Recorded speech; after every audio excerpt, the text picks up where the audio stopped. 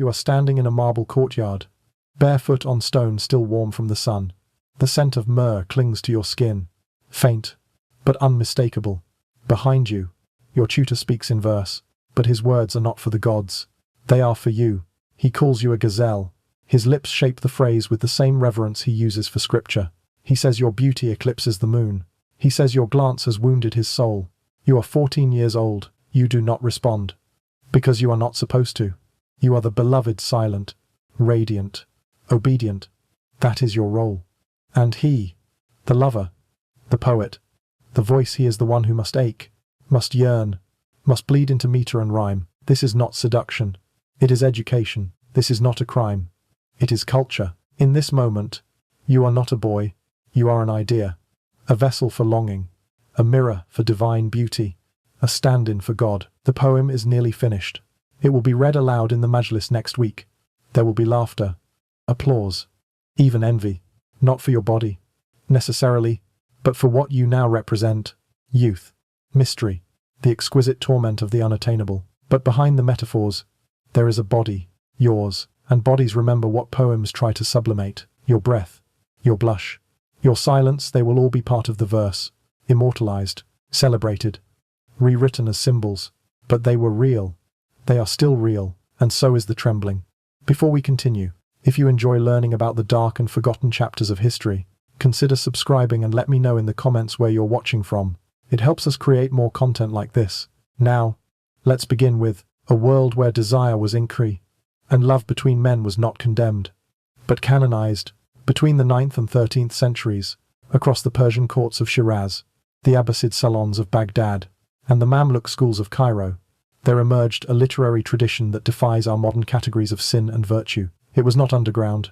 It was not hidden. It was celebrated.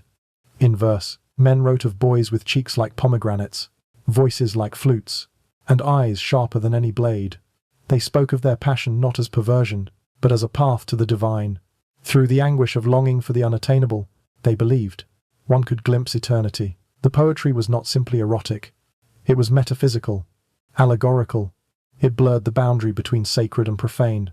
In these verses, a boy's beauty was not merely admired, it was sanctified. To us, this may seem paradoxical, even grotesque, but for centuries, it was normative. Scholars debated not the morality of loving boys, but the proper grammar for describing their features. Poets competed not to conceal, but to refine the metaphor of lust into an art form so pure it became theology.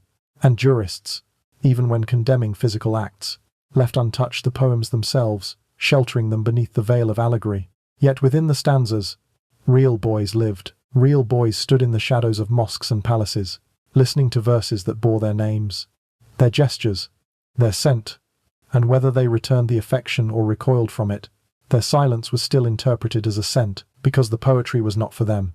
It was about them, around them, but never theirs. In time, the poets would be anthologized, their metaphors canonized, their euphemisms preserved in ink, and the boys, those flesh and blood inspirations, would vanish, forgotten, discarded like broken lyres once the song was sung. But the verses remained, and through them, so did the system, because this was not about individual longing.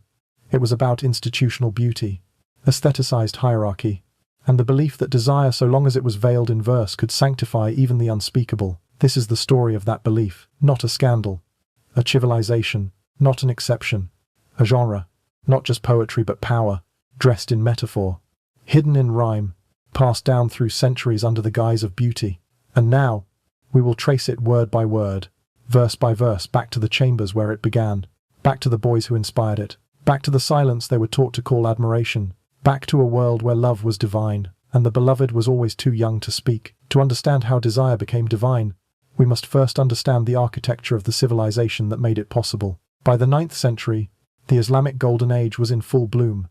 The Abbasid Caliphate, with its capital in Baghdad, had become the epicenter of intellectual and artistic life.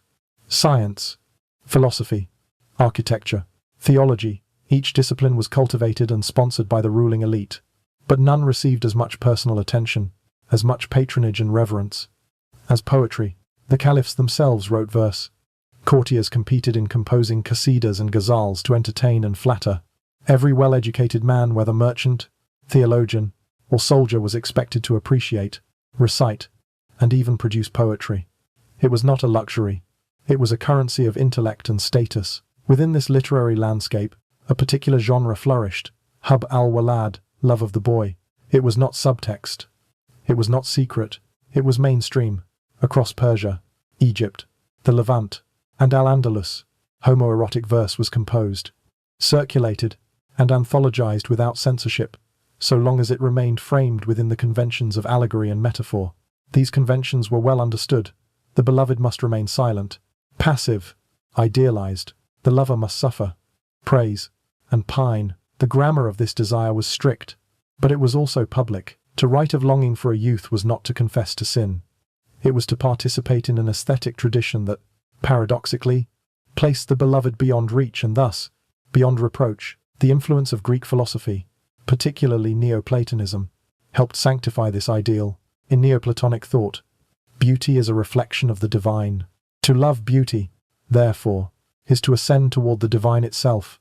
When Muslim philosophers like Al-Farabi, Avicenna, and later Ibn Arabi integrated these ideas into Islamic metaphysics, the lines between physical desire, spiritual longing, and divine union blurred. In this framework, the beauty of a young boy, his form, his voice, his presence was seen not as temptation, but as a glimpse of God, not as a test, but as a teaching. The poet who praised him was not confessing lust. He was engaging in dhikr, remembrance of the divine. This was not the belief of isolated mystics. It was embedded in the cultural elite. Persian court poetry, Sufi devotional verse, and Andalusian literary salons all operated within this same paradigm. One of the most revered poets of this tradition, Abu Nuwas, lived in the late 8th and early 9th centuries in Abbasid Baghdad. His verses were explicit, blunt, often shocking even by modern standards. He wrote of drinking wine, seducing boys, mocking clerics, and he was rewarded, not exiled. He served as court poet to Caliph al-Amin. His verses were memorized, quoted, and preserved in royal collections. Even when later critics tried to sanitize his image, the verses survived, because the verses had already become canon. In Andalusia, the philosopher-poet Ibn Hazm, famous for his treatise The Ring of the Dove, also wrote of love for boys, though with more restraint. He spoke of glances in gardens, of secret exchanges under the gaze of elders, of tears shed for those who could not love back. His metaphors were gentler, but the foundation was the same love of beauty as a spiritual ladder. In Persia, the 11th century poets, Rudaki and Faruqi Sistani, composed verses that praised male youth with the same metaphors used for divine lovelight. Fire, roses, mirrors, wine. This was not an undercurrent. It was a dominant theme. Even the great Jalal al-Din Rumi, though later reframed in the West as a universalist mystic, composed much of his most emotional verse in praise of Shamsi Tabrizi, a man whose presence became, for Rumi, the key to divine ecstasy. But again, the language matters. In these societies, desire was acceptable only when veiled. The line between admiration and possession was thin and enforced more by aesthetics than ethics. So long as the poem remained metaphorical, it was tolerated, even celebrated.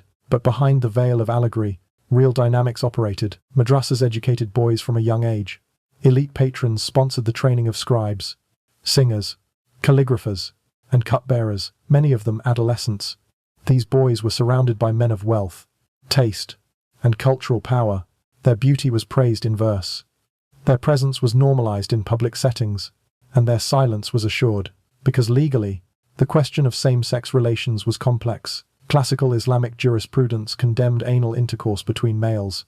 The punishment ranged from flogging to death depending on the school of law and the circumstances. But poetry was not intercourse. It was art, and so the poem became a shelter, a loophole, a sanctuary. As long as the desire was not acted upon, or at least not admitted, the poet remained safe. The beloved remained silent, and the system endured. More than endured, it was institutionalized. Court libraries preserved anthologies of homoerotic verse. Royal scribes recopied them for generations. Philosophers referenced them as metaphysical examples. Theologians debated their meanings without ever banning them. Even when later empires like the Ottomans sought to reform or purify their literary traditions, they did not erase the past. They merely adapted its metaphors. By then, the canon was too vast, the beauty too ingrained, the silence too profitable, because while the beloved remained unnamed, the poet could gain fame. While the boy was a symbol, the man became immortal, and thus, the dynamic rooted in power, cloaked in beauty was preserved. This was not a deviation. It was a structure, not a perversion. A pedagogy, not a secret, but a civilization's mirror, and in that mirror, century after century, the same face stared back, youthful, silent, idealized, and always, always unasked. You are kneeling in the tiled alcove of a scholar's study. A tray of calligraphy brushes sits beside you. You have been trained not to speak unless addressed. Your job is to grind the ink, to prepare the parchment, to listen, but you are not there for your penmanship. He will not touch you. Not yet. He will quote Al-Mutanabi. He will praise your posture. He will ask if you understand the poem. Then he will correct you when you try. You are 15 years old. In the official records, you are an apprentice, a scribe in training, a servant of letters. But to the men who summon you in the evenings, you are something else.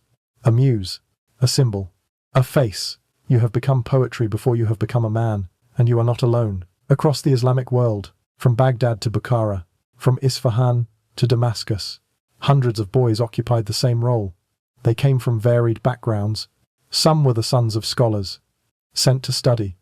Others were purchased from slave markets, chosen for their beauty, trained in manners and song. Some were Christian captives, converted and renamed. Others were born into servitude. Their differences disappeared the moment they were placed in front of a poet. The criteria were simple, smooth skin, delicate features, silence. Their jobs varied: cupbearers in courts, students in libraries, choir boys in mosques. But the gaze was always the same. The eyes that followed them across courtyards and corridors were not lecherous, not vulgar.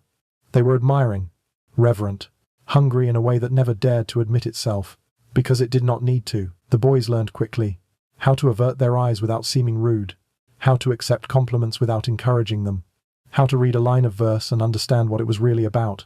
They were praised for their innocence, which meant they could not acknowledge what was happening. They were admired for their beauty, which meant they could not control how it was used. Their names appeared in verse, sometimes disguised, sometimes not.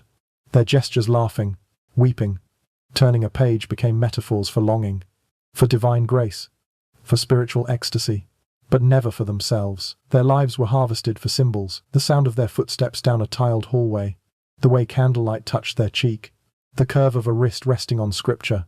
All of it was transmuted into longing, into metaphor, into text, and once it was text, it no longer belonged to them. Some boys were gifted robes, books, even gold coins. Some became favored attendants of viziers or scholars.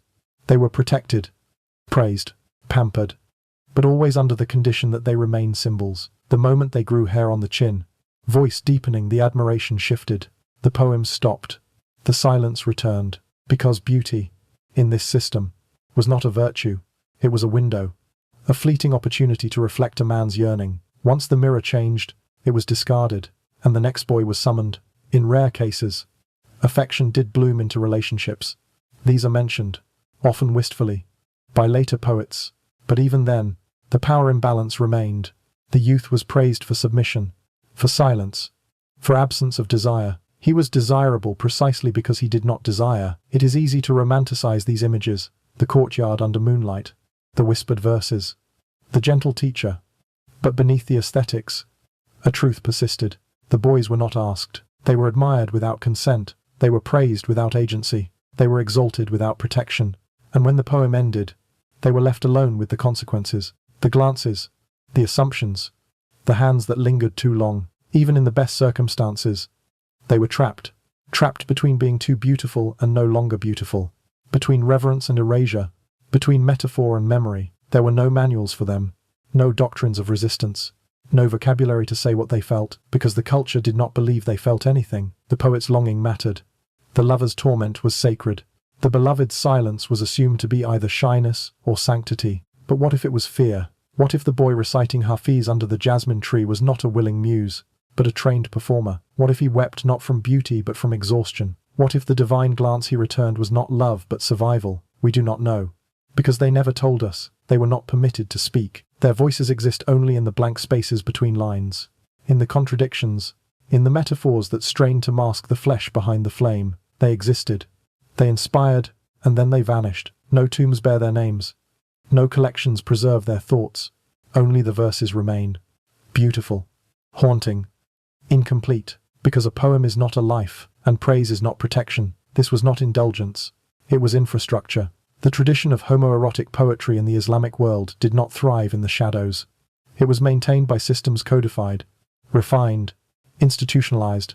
From caliphal palaces to madrasa classrooms, from Sufi lodges to merchant households, the love of beauty, especially youthful male beauty, was not only tolerated, it was curated. At the center of this system was education. Boys entered study at a young age, often as early as 7. They memorized the Quran, studied grammar, logic, rhetoric. Those who showed promise in recitation or writing might be selected for literary patronage. They were taught how to recite verse with rhythm, how to deliver it with grace. If their features pleased the eye, so much the better. They were not being prepared for autonomy. They were being sculpted into symbols. Madrasas, the elite centers of Islamic learning, were not mere schools. They were engines of cultural transmission. Teachers held vast social power. Their students depended on them not only for knowledge, but for livelihood, for advancement, for survival, and the poetic conventions that governed these spaces were clear. The teacher might praise a student's handwriting, then his voice, then the line of his neck as he bowed in prayer. He might compose a ghazal in the boy's honor, read it aloud in the majlis, share it with colleagues. The boy's name might be hinted at, or left unsaid. It did not matter. Everyone knew. The poem was both public and protected, because it adhered to the rules. In the ghazal tradition, the lover must remain unfulfilled, the beloved, silent and passive, the suffering, elevated to metaphysics. So long as the form was maintained, the content was safe. This was the loophole. Desire could be expressed so long as it was never consummated, or at least never acknowledged. This created a system of plausible deniability that protected not the boys, but the men, the poets, the teachers, the jurists, because alongside the literary framework stood the legal one. Islamic jurisprudence, or fiqh, condemned certain acts. Sodomy liwat was punishable by severe penalties, but the law was clear in its definition. Desire was not punishable.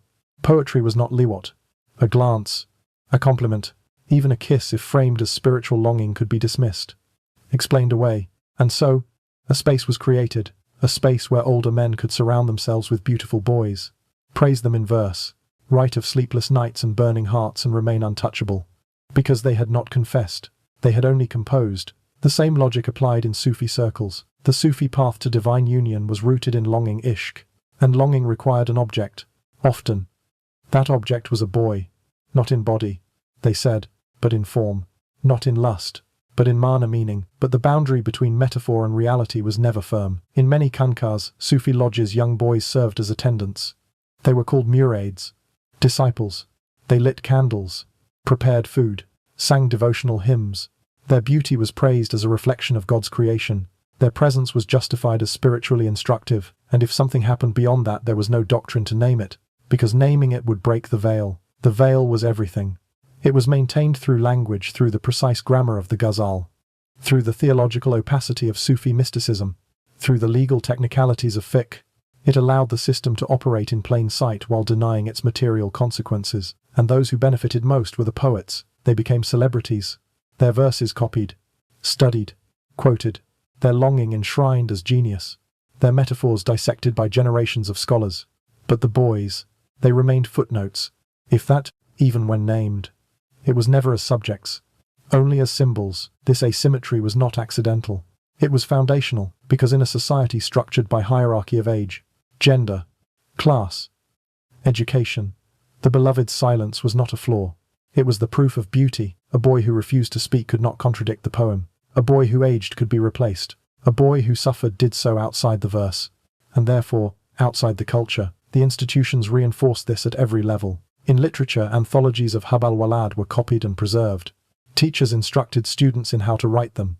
Poets were judged not for content, but for form.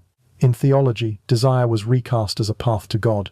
The gaze upon a beautiful boy was not lust, it was tawajjuh, focused meditation. In law, punishment required proof. Poetry offered none. In social practice, silence was rewarded. Ambiguity was protected. Beauty was a currency, and boys were its vessel. This was not chaos. It was discipline, a system built not on abuse, but on aesthetics, not on violence, but on verse, not on secrecy, but on structure. And like all systems of exploitation, it thrived precisely because it masked itself as culture, as refinement, as love.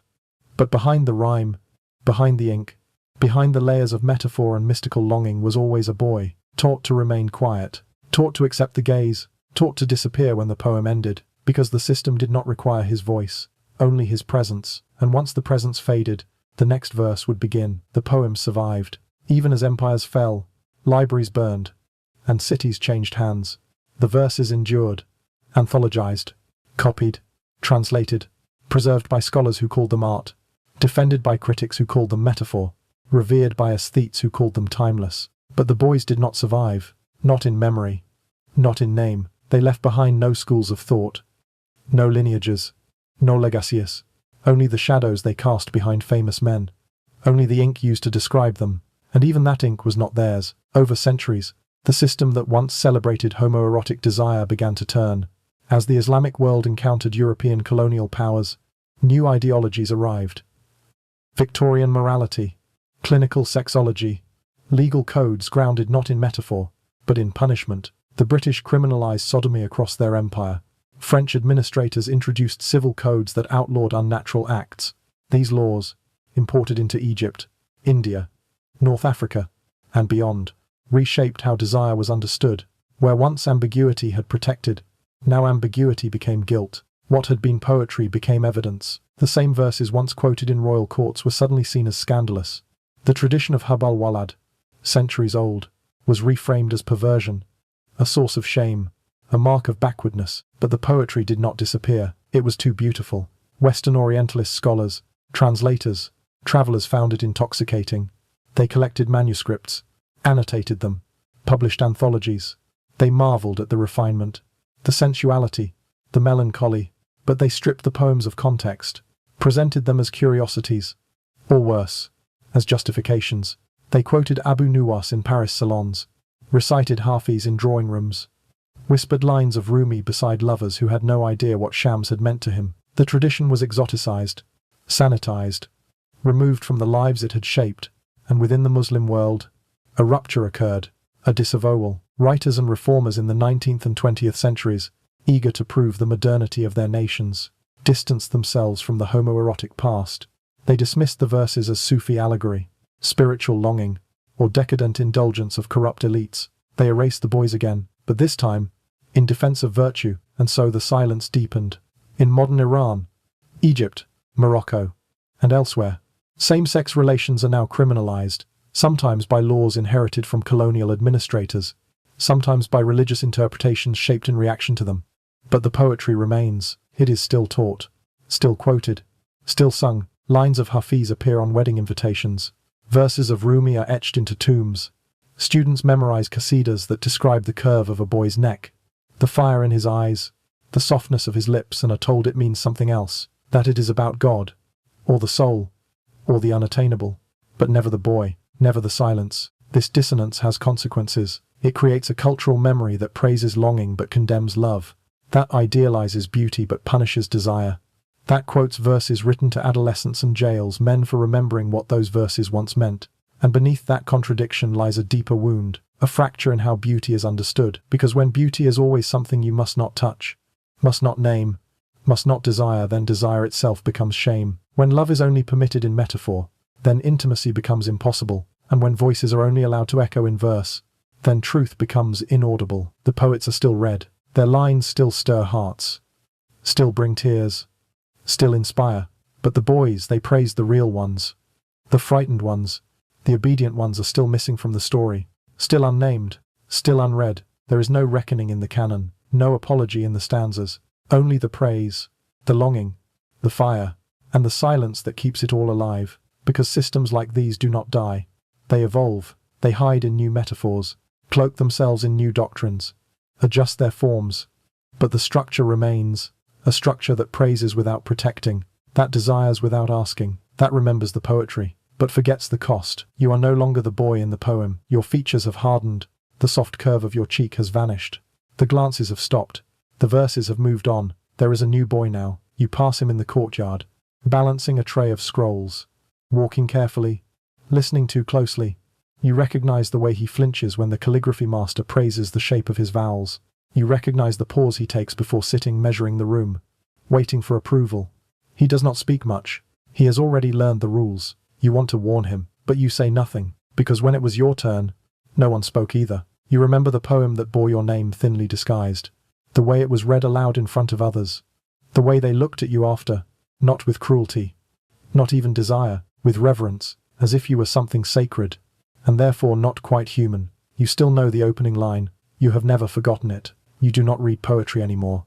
You no longer trust it, not because it lied, but because it told the truth and called it beautiful. What remains of you is not the body, not the voice, not the fear. It is the image, captured in verse, immortalized without consent, admired for being still. You were taught that this was an honor. You were told you inspired something divine, but it did not feel like divinity. It felt like erasure. Now, centuries later, your face is still there in the manuscripts, in the metaphors, in the textbooks that praise your beauty while ignoring your breath. No one asks what you felt. No one wonders if you loved, or hated, or simply endured. They only quote the verses. They only translate the lines. They only say, this was not real. It was allegory. And perhaps they are right. Perhaps you were never meant to exist outside the stanza. But you did. You stood in that courtyard. You knelt on that mat. You smiled when asked. You remained silent when needed. You did everything the poem required. And then you vanished. The poets are remembered. The tradition is revered. The beauty is canonized. But you were real. And you were never asked. Not if you wanted to be praised. Not if you wanted to be loved. Not if you understood what the words meant. Your story is not in the lines. It is between them. In the blank spaces. In the pauses. In the silence. Because in this tradition, silence was the highest virtue. And the deepest wound. They called you the beloved, but they never let you speak. And the world still listens to the poets, but not to you.